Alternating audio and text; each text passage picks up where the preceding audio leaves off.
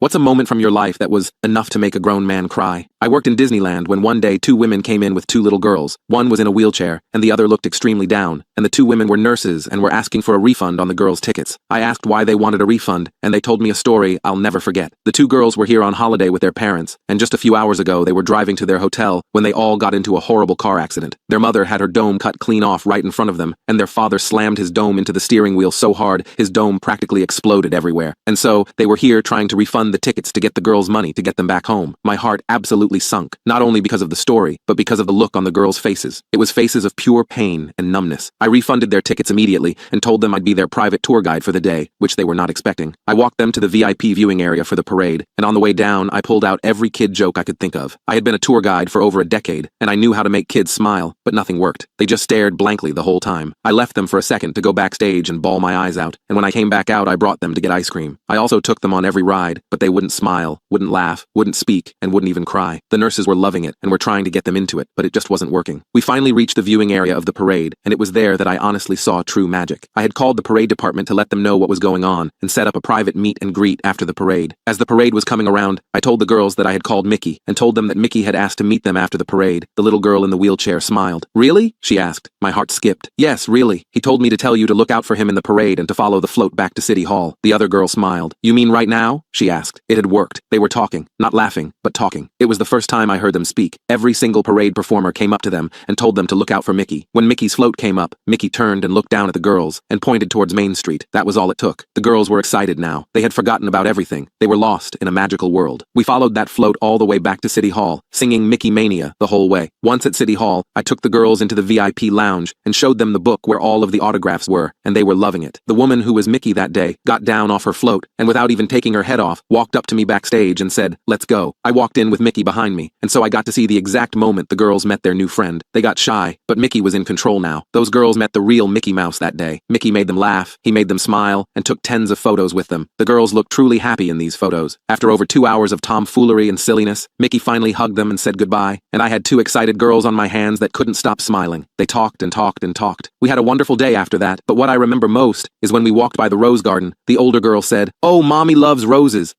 And she stopped. I held out my hand and walked her to the gate, picked her up and put her on the other side and said, "Pick one." She looked happy as she picked out her favorite rose. She didn't say anything more, and she didn't need to. I said goodbye to the wonderful nurses and the wonderful girls, then walked backstage behind the train station.